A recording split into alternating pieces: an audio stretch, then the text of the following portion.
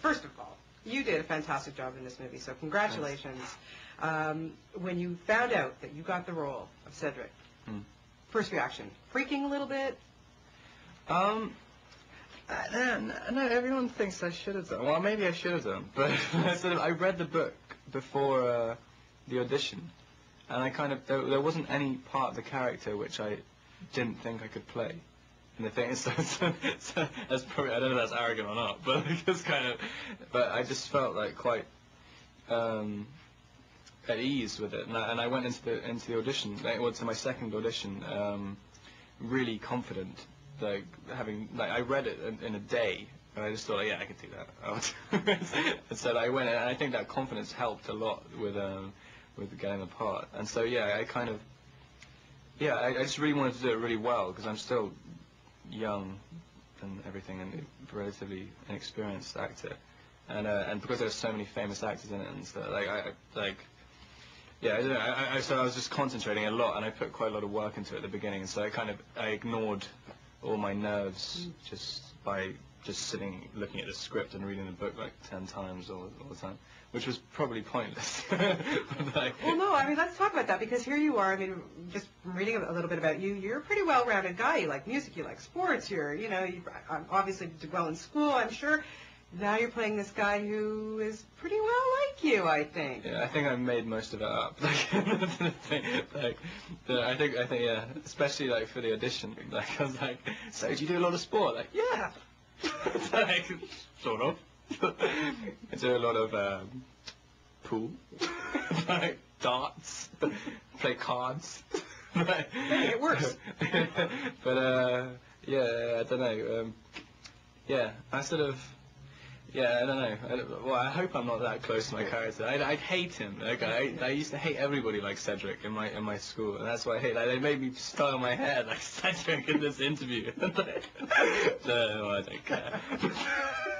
So when you get on the set and you're really realizing for the first day that you are on a Harry Potter movie, okay, come on. What was that like for you? You had to have been a little bit nervous.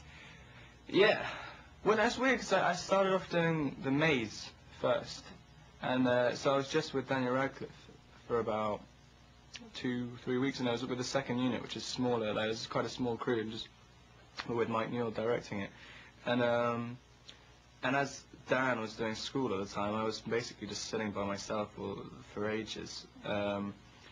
And at the time, I wanted to be taken really seriously as an actor, so I used to just sit around, just drinking coffee all day and trying to look really intense. So I kind of. What was the question? I'm completely lost. Well, just about being nervous about being in scope of this type of film. It was a bit. But I think because it started off quite small in the maze and stuff. And the shooting was very isolated. It was with a steady cam and just with 2 guys just running around. And also it was quite, the scene involved you being quite nervous. And so it all kind of worked out. And then all the big scenes with all the big adult actors, they all came after a month into it. And so I knew the crew and I knew most people. So I was quite comfortable by that point. So it all worked out quite nicely. Now tell me about when you first met Daniel Radcliffe. I mean, I'm sure that the older veteran actors kind of made you guys feel pretty well at home. What was it about Daniel, though, that, once you started working with him, kind of really impressed you about him? Well, I knew, I watched the first 3 movies, and you could tell in the last one he's getting better and better, and I could tell he was going to, and also I like the fact that he's grown, like, because he's stayed.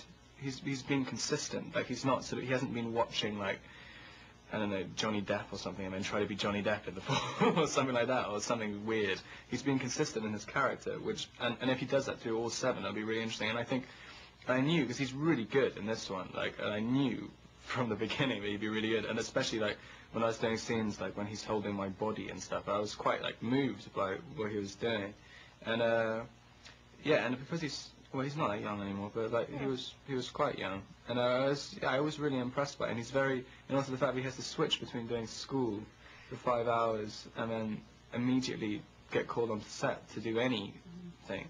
And he can just, his mind, I don't know how he does that, because I just wouldn't be able to. Mm-hmm. And he has constant energy as well, like, and he's always in a good mood. Like, he's a good guy to work with. He's very professional. And he loves music.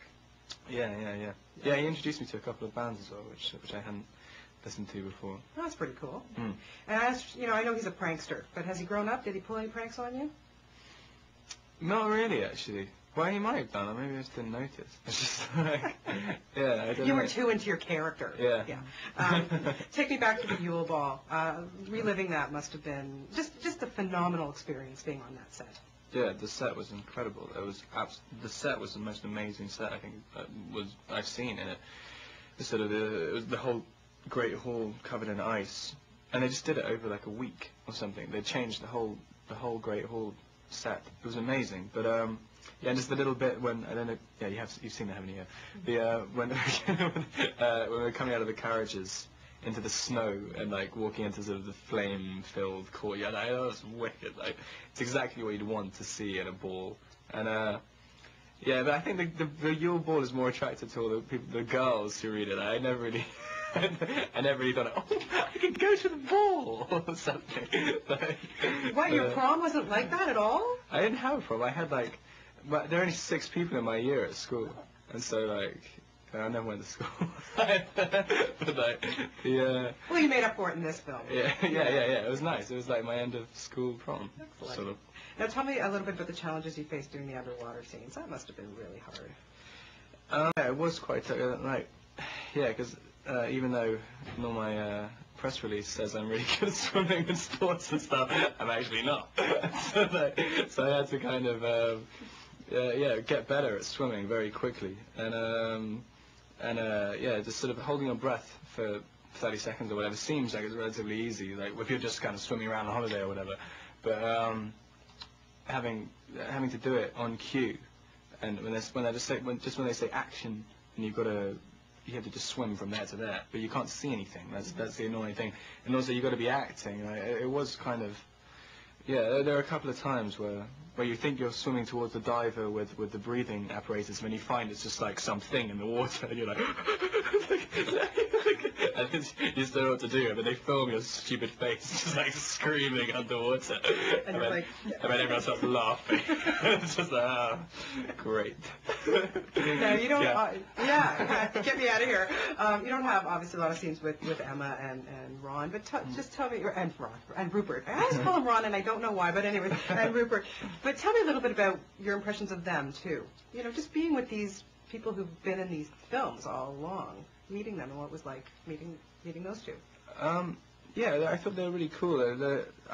We had this bonding week at the beginning, and I did a lot of improvising with Rupert, and he's really he's incredibly funny. Like, he's just as a real person, and just because he's funny in the film, obviously, but he's like really versatile doing acting, and like Emma as well. Like, she just does it. Like, she's an actress, and she always has been. And she's just an incredibly intelligent young person, and yeah, they're very impressive people. This has obviously had to have hit you. I mean, this is massive, massive movie worldwide. I don't think there's anybody on the planet, in any country around the world, somebody has seen this film, right? Is that starting to sink in, and are you thinking about what's going to happen to you after people start seeing you in this movie? I mean, I know you've done other things, but this is a big one. Yeah. Yeah, I don't know. I don't know how to deal with it. Like, it's sort of, because it's all so enclosed at the moment because it hasn't been generally released. And like, just seeing the poster, and I was like, oh, that's a good poster.